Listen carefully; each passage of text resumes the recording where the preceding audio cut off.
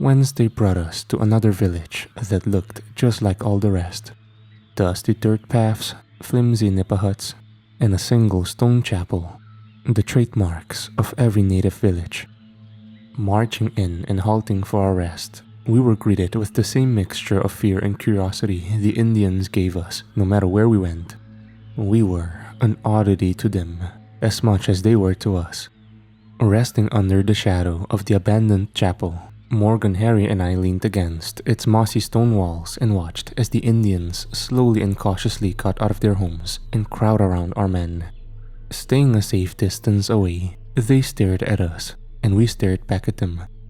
Paying not much mind toward the natives, I quickly grew bored of the staring match and instead went into a conversation with Morgan and Harry about home. Our 18-month enlistments were almost up at this point, and word was that the regiment would be sent home in 3 months. Because of that, all that any soldier in the unit could think of was home. After a year of service in this disease and insurgent-filled islands, the thought of finally getting to leave felt like such a relief. We had our taste of fighting.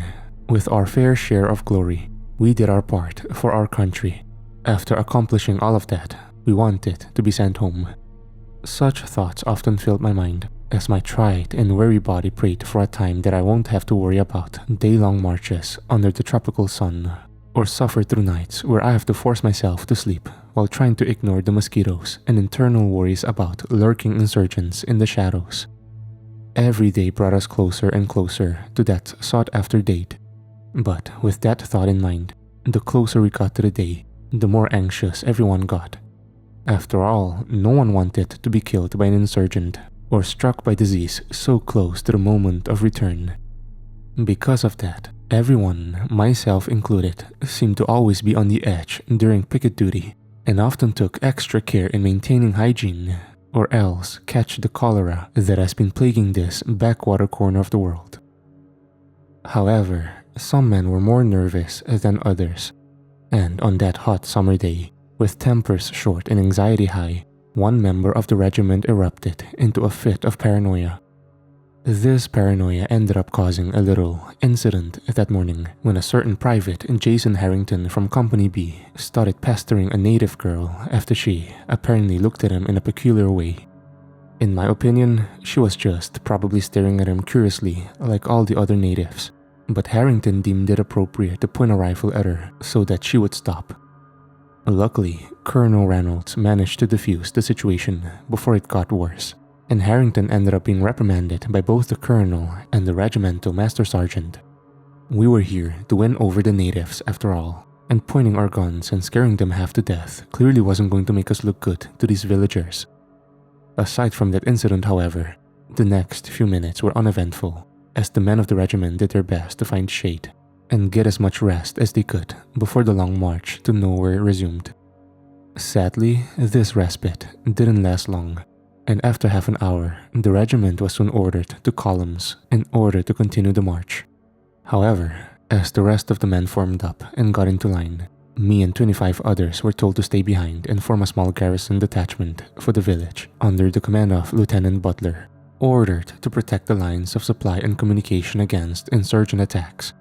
The job had the privilege of us getting away from the long hot marches under the tropical sun. To us lucky fellows selected, it was a nice change of pace, especially now in the summer season when marching along the open fields and thick jungles felt like hell.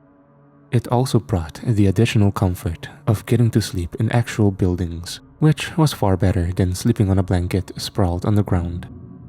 But garrison duty was not without its disadvantages, as it also meant sentry duty and patrols, as well as all the dangers that came after it.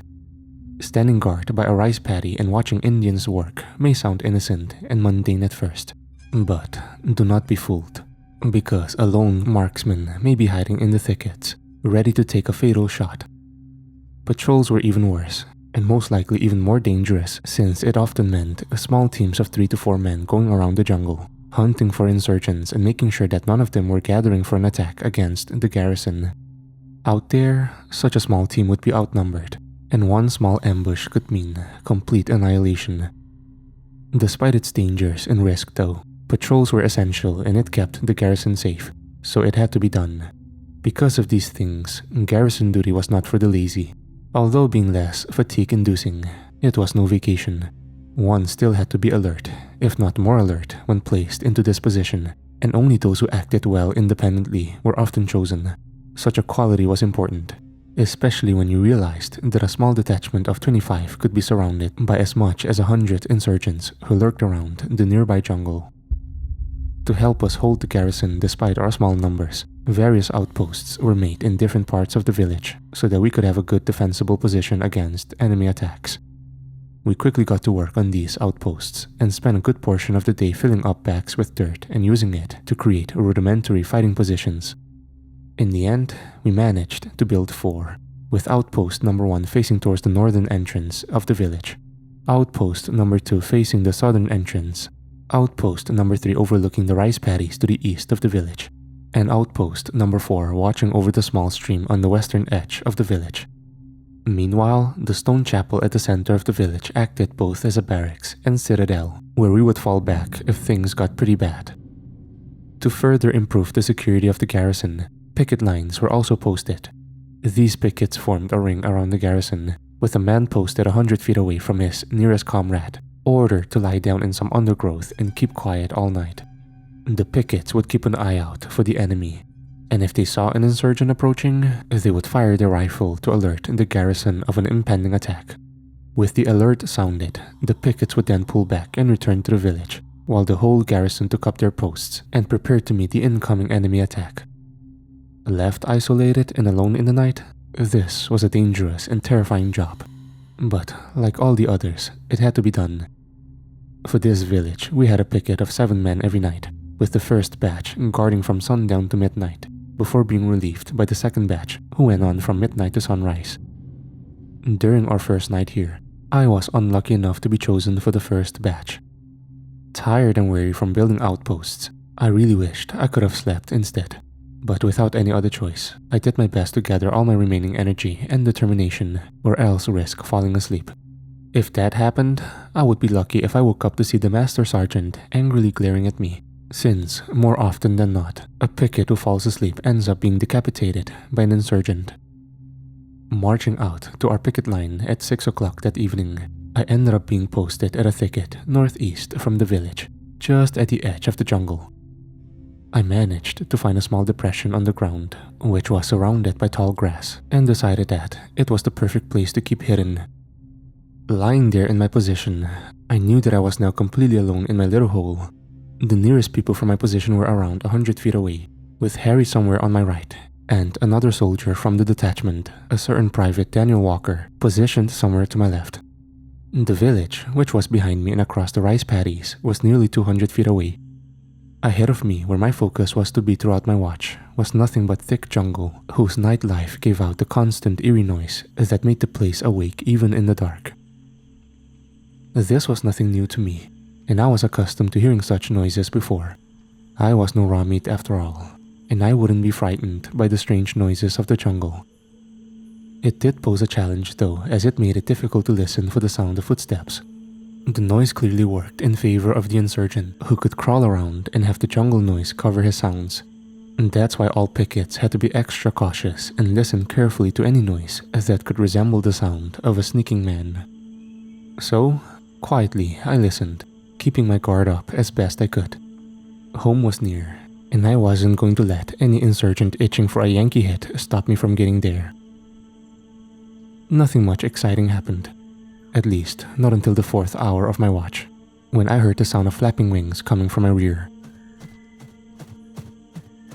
I did not dare shift my body around to take a look, or else risk making noise that would give away my position. I did, however, recognize the sound, since I had heard it many times before. The sound was distinct enough for me to identify it as a bat, which wasn't too uncommon to find in this part of the country. There was nothing out of the ordinary with bats, and I had just assumed that there must be a colony somewhere near here. I did worry though that the bat could have been a bloodsucker, and the fact that it came flying somewhere behind me meant that it probably took a visit at the village. At the time, I concluded that it must have had some dinner there, taking a bite of one of the native villagers or the billeted soldiers. Such a thought just filled me with dismay, as I realized that not only will we have to contend with the mosquitoes at night, but we now also had to worry about the bats. Knowing that nothing much could be done about them, I pushed away my thought, or else let it distract me even further, and returned my focus to my job.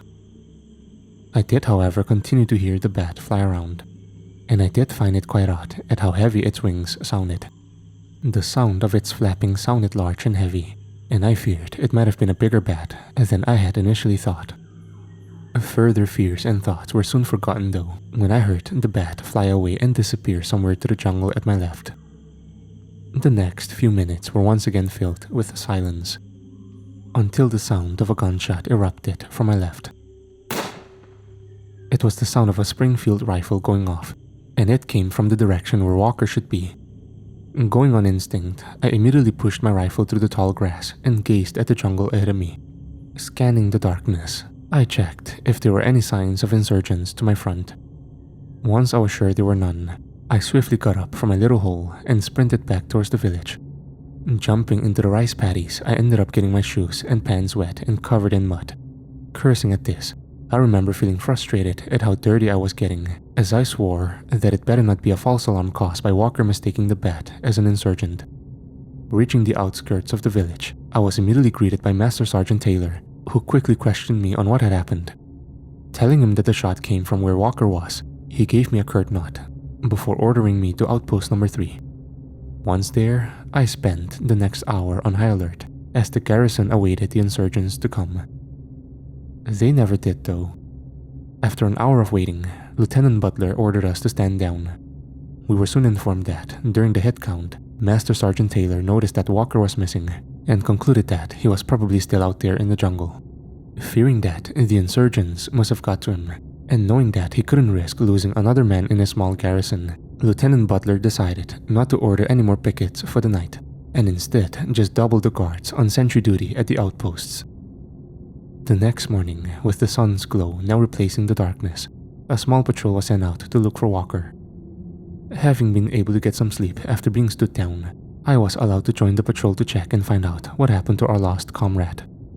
None of us were hopeful, however, as we knew the fate that befell men who got killed or caught by the insurgents.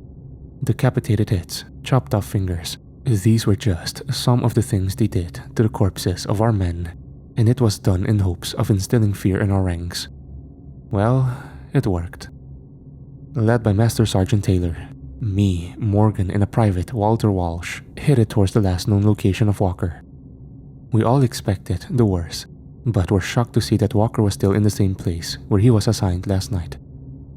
However, as we got closer, any small hope that we had of him just being injured quickly disappeared. Lying face first on the ground, Walker looked stiff and pale. There was no doubt in our minds that he was dead, although we were quite curious at the current state he was in. It seemed to us that his corpse was very pale, and a closer examination of his body showed that his skin was wrinkled. Getting closer though, we soon discovered that it wasn't just wrinkled, but completely dry, with the skin clinging to the bone. The only good way to describe it is if you think of a raisin, because that's how he looked like. Another odd thing about the whole scene was that his rifle was just by his side, while his ammunition belt was still wrapped around his body. This was strange, since the insurgents often took the weapons and ammunition of their victims. Grabbing his shoulder to flip his body, I felt my hand squeeze him to the bone, as if there was no muscle or fat in between. Once I flipped him, an even more terrifying sight was exposed to us. Eyes completely wide and white, expression frozen in full terror and fear, and facial skin dried and gripping tightly to the bone so that it looked like a skull with skin wrapped around it. Walker's face looked right at us, as if he had seen hell itself. Examining his body for any signs of wounds, we were repulsed to discover that his body seemed to be completely empty between the skin and bone. Patting him all over, we felt no firmness at all, as we felt nothing but the bone inside of him. Feeling around his gut, I felt no fat, muscle, or any internal parts through his skin. All I felt was the heart bone of his vertebrae. Baffled by this, we wondered what terrible trick or device the insurgents had used to do this to him, to be able to pull out a man's internal parts without a single sign of an opening. That seemed to be unheard of till now. From what we could tell, The only sign of harm on him was the dried blood on his mouth. In the end, we couldn't figure out what truly happened to him. My best guess was that they somehow managed to restrain him and force him to endure the horrible method of gutting they had. To make things worse, he most likely was still alive to feel it all. This thought still gives me shiver from fear, and I try not to imagine how awful it would have looked. Whatever it was though, it clearly was excruciatingly painful, as the look of horror on Walker's face showed it. Grabbing Walker's remains at both ends, Morgan and Walsh carried the body back to the village, while Master Sergeant Taylor and I trailed behind them, covering the rear just in case there were still some insurgents lurking and waiting to pounce. Before moving the body, Master Sergeant Taylor placed some blankets he had with him on top of Walker's corpse. He had originally brought these blankets in case we found Walker decapitated, so that we can cover his severed head to save what remained of his dignity. They still proved useful though, as the makeshift shroud of blankets prevented the villagers from seeing the full extent of his deceased state. Master Sergeant Taylor didn't want any of the natives seeing Walker's body, since he thought it would encourage some of them to support the insurgents after seeing how much harm they can impose on us soldiers. Presented to Lieutenant Butler inside the confines of the chapel, the officer ended up being as baffled as we were. However, seeing that nothing more could be done for Walker, he ordered a burial team to dig him a grave, and this would be done later that night when none of the natives could see. The rest of my day was spent on sentry duty, and I was assigned to guard the small stream on the western side of the village. Standing by the water's edge and watching the native women clean their clothes in the water, I couldn't help but notice how one of them stood apart from the rest, while all the other women were grouped together with their families. She, on the other hand, had no group. It wasn't that the other women were avoiding her though, since I saw her engage in friendly conversation with others. It was more that she seemed out of place, like she had no group of her own. I found this strange, since all the women seemed to be grouped with their families. She, however, was alone. I asked Jose, our native scout, about this when he came by the stream, and he told me that the girl was an outsider. Apparently, he had a conversation with her yesterday after Harrington pointed a rifle at her, and he learned that she used to live in a far-off village that was a victim of an insurgent reprisal attack. She claims to be the only survivor of the attack, and she traveled to this village because she had an uncle who lived here. Unfortunately for her though, her uncle went to the mountains to fight with the insurgents. Despite this, the villagers were kind enough to let her stay in her uncle's old home and were friendly enough to help her around. However, despite being kind to her, Jose told me that the community hasn't fully accepted her yet. It had only been less than a week since she arrived here, and although they were kind and happy to help, the villagers were also a bit cautious with her since they believed she carried an aura of bad luck. To be the only survivor of a massacre marked her in the eyes of these superstitious people. Speaking of superstition, after relating this story to me, Jose then went off to look for coconuts. Earlier that day, Jose had heard about the fate of Walker and had seen for himself the terrible state of the corpse. Horrified and frightened by it, he was temporarily overcome by panic as he kept on mentioning some kind of mythological creature that hunts for victims at night and eats their organs. Of course, we all found this ridiculous and did our best to calm him down. Once we did though, Master Sergeant Taylor made it clear to him not to tell the villagers any information about Walker's death. He must have realized that if the thought of this mystical creature caused this much panic to a seasoned scout, then what more could it do to these superstitious villagers? Jose though was happy to keep quiet and reminded us that we were his employers, and so it meant he would always follow our orders. However, that apparently didn't stop him from making plans to create a special oil that was supposed to ward off the creature he was talking about. I don't remember all the components he said, but I do remember one of the ingredients was coconut, so off he went to look for one. I thought him a naive person to believe such things, but he was a reliable and loyal scout. When night came, I once again was struck by bad luck and was assigned sentry duty from sundown to midnight. Despite my dismay at being given another first watch, I was at least relieved that I didn't get picket duty. Whatever happened to Walker still terrified me, and being assigned to guard the outposts made me feel safer. Assigned to outpost number 1, I arrived at my post at around 6 o'clock. Once I got there, I noticed Jose walking around the defensive position and tying bulbs of garlic on the four corners of the outpost's nipa roof. Asking him on why he was tying garlic around the outpost, he told me that garlic was a known counter for the night creature he called the Mandurugo. He claims that garlic wards them off and prevents them from going near. He then went on to say that he gave each member of the picket one bulb each to help protect them through the night. I found this funny because it reminded me of stories about vampires and how garlic helped repel them. I also chuckled at the idea that the men on picket duty were lying in the jungle with a bulb of garlic with them. For added protection, he also carried around a canteen, which he said contained some kind of special oil that was supposed to boil when the Mandurugo was nearby. All of this just sounded ridiculous, and yet Jose really believed every one of them. To me, I thought that Jose was wasting his time over nothing.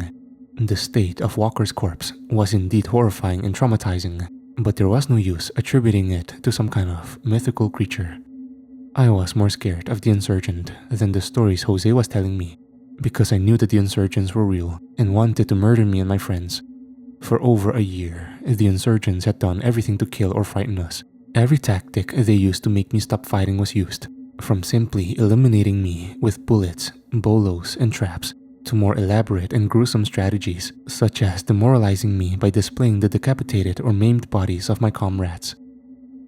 With such experiences, I did not think it below them to invent new means of torture, just like what they did to Walker.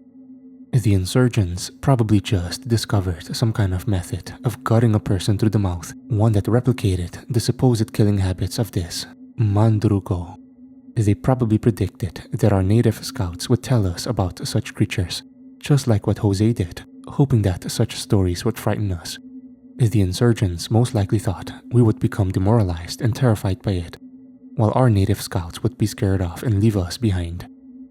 To me, the real monsters were the insurgents, not some kind of mythical night creature.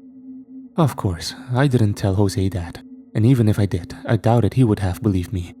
Myths like that were firmly ingrained on their poorly educated minds, and there was nothing I could have done to change that. So instead, I allowed Jose to continue whatever it was he planned on doing. Once he was done tying all the garlic bulbs, he moved on to the next outpost to repeat the ritual. I watched him scurry off, hearing him complain how he might not have enough garlic to save for himself, before placing my full attention and full focus to my duty of guarding the northern part of the village. The night was quiet, aside from the usual noise of the jungle. Standing in the outpost, I made occasional glances at the dark landscape before me, keeping an eye for anything suspicious. By 11 o'clock, with nothing eventful happening, I was convinced that it was going to be a peaceful night. Around that time, I heard the sound of a bat flying, and I stood there in dismay, remembering that this village was infested with bats.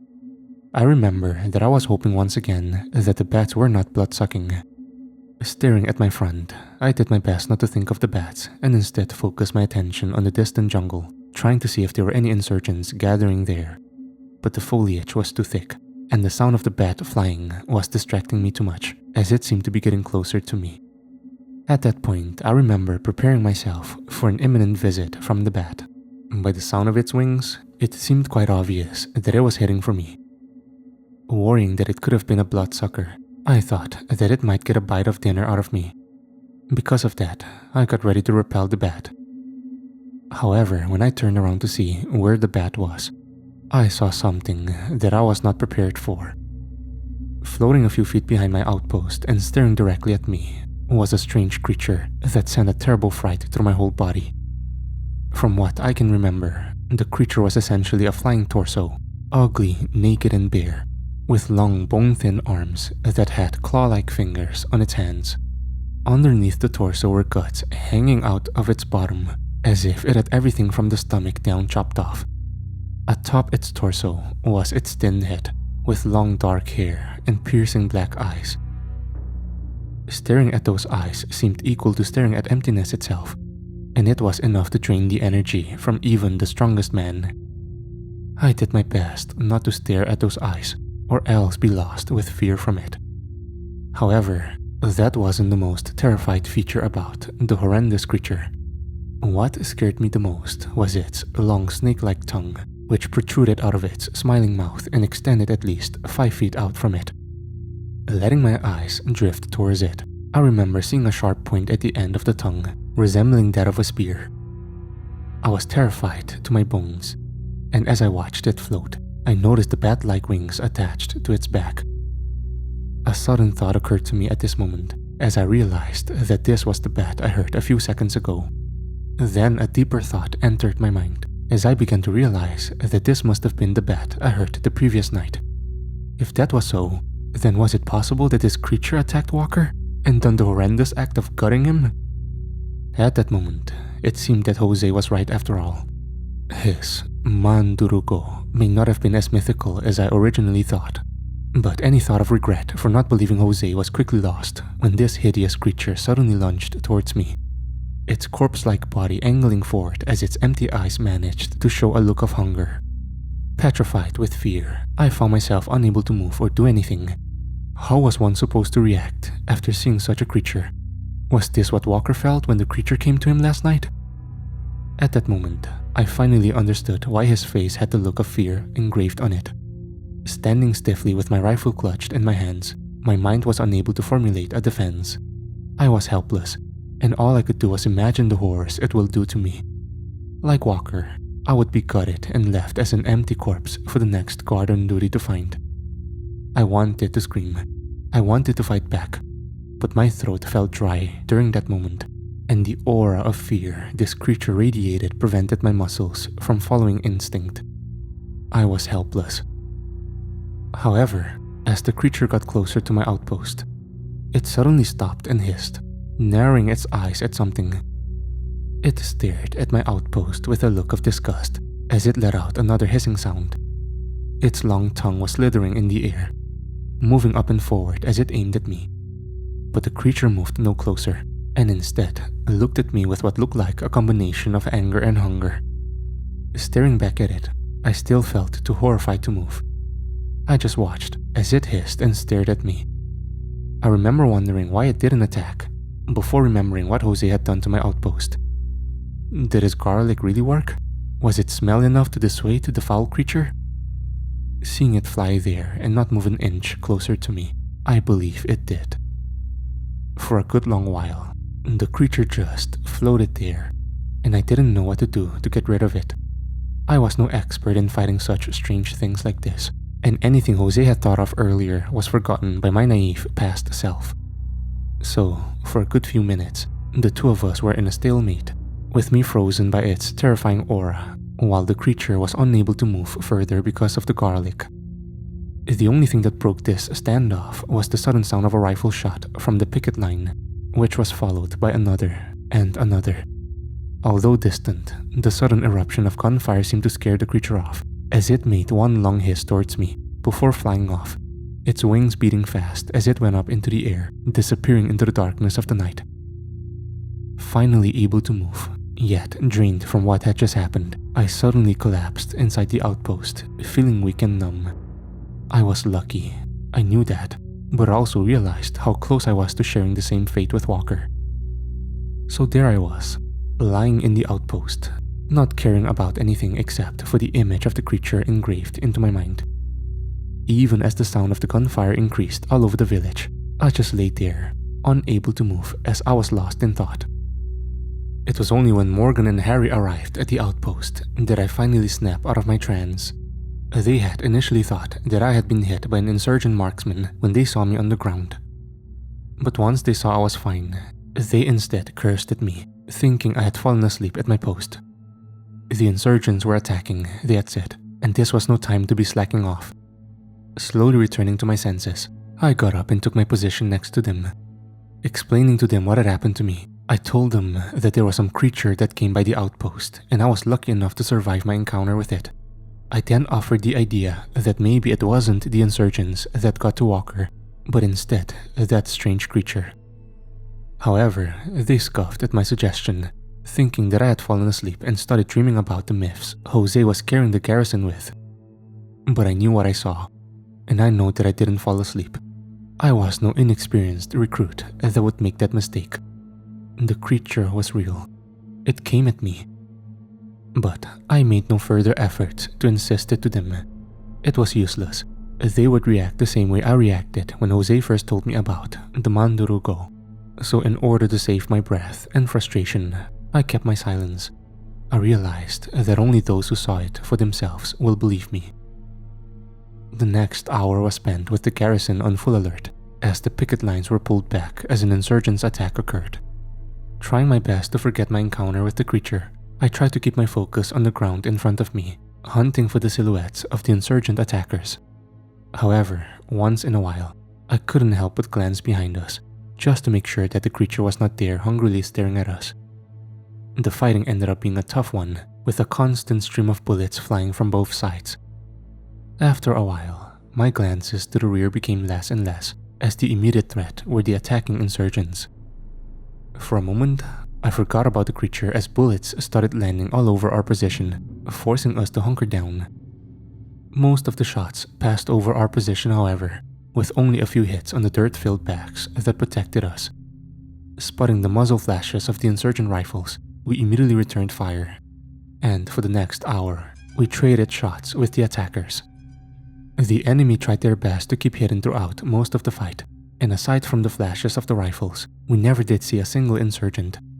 But that didn't stop us from pouring out a heavy rate of fire as we let loose our guns on the enemy. At one point, it seemed that we were firing more than we usually did during our encounters.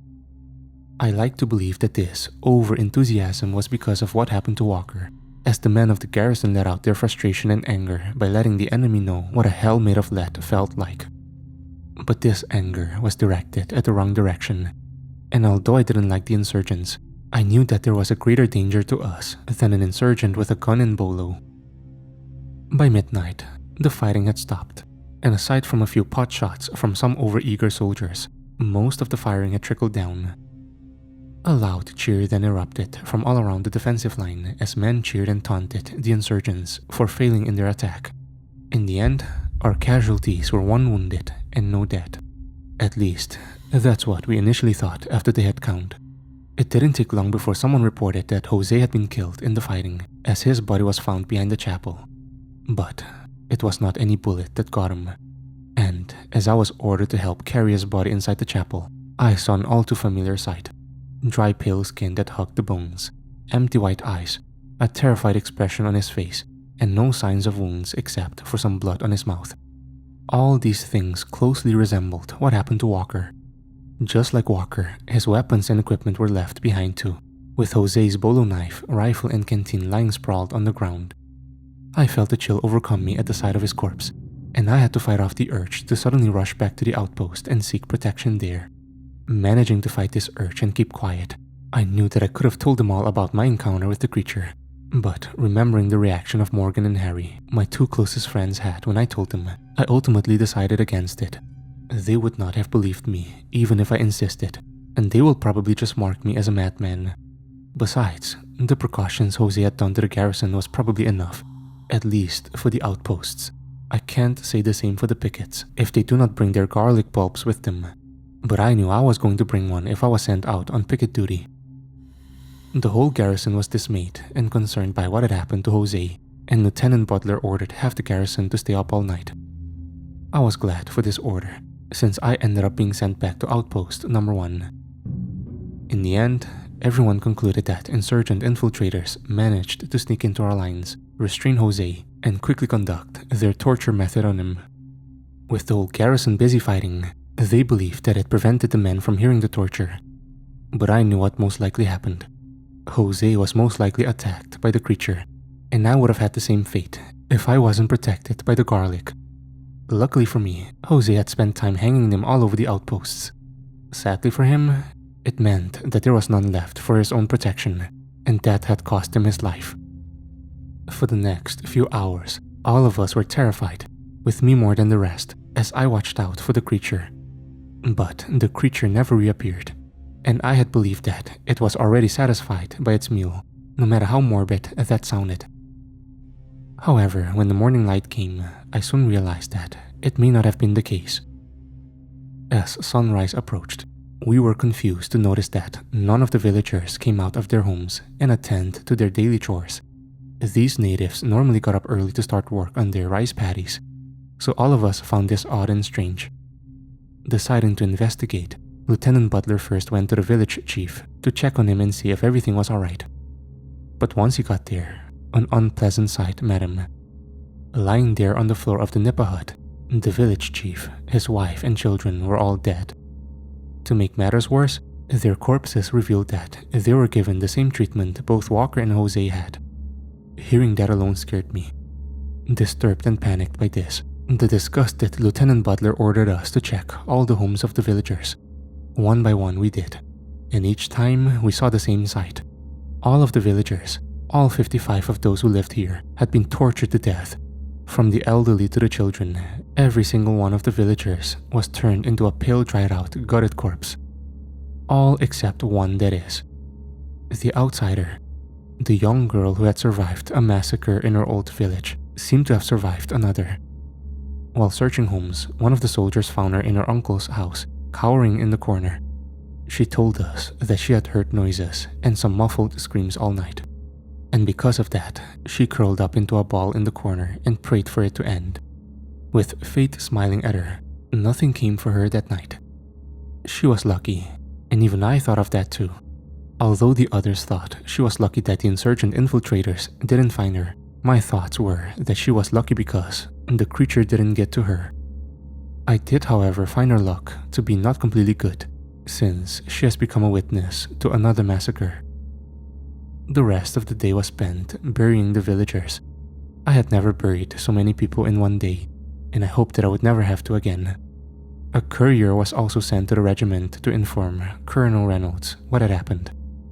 When the next day came, a company from the regiment was sent in to bolster our numbers.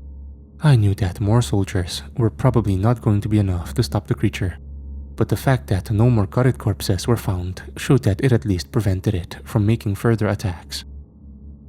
We spent 3 more days in the village, fighting off insurgent attacks that seemed to become more and more ferocious. After that, we were ordered to rejoin our regiment, as a company from a regular regiment came in to replace us.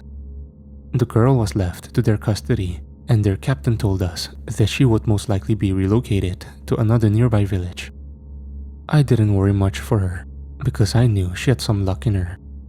I did, however, worry for the village she would live in. The natives' belief on the superstitious was proving to be true, and at that point, I believed that she indeed carried a bad aura around her. Wherever she ended up, I just hoped that it was free of the insurgents, or that terrible Mandurugo. I learned a lot from my experiences in that village. Ever since then, I always made sure to keep a bulb of garlic with me at all times, and to always look behind me at night in case a creature had chosen me as its prey. Thinking about these events many decades later, I'm glad that no such creatures exist here in America. I found my great-great-grandfather's unpublished memoirs in the attic of my grandparents' home. Along with his memoirs, I also found an old rusty bolo knife, a deteriorated campaign hat, and an old canteen. I remember seeing this all before as a kid, but didn't think much of it then. However, with a trip to visit my girlfriend's relatives in the Philippines coming soon, I thought it would be cool to look through his old stuff and learn about his experiences in that country. I read his memoirs in hopes of making a map of his time there so that I can possibly visit him and try to see what he saw. However, after reading this chapter in his memoirs, I don't feel so keen on visiting those places anymore. But that is not the reason I am sharing this to you all. The reason I'm posting this is because I need advice. You see, after reading the memoirs, I decided to visit my girlfriend at her apartment to show her my great-great-grandfather's stuff. After handing her the memoir, I was about to show her the old canteen next, when I noticed something odd. The canteen was warm, as if there was something boiling inside.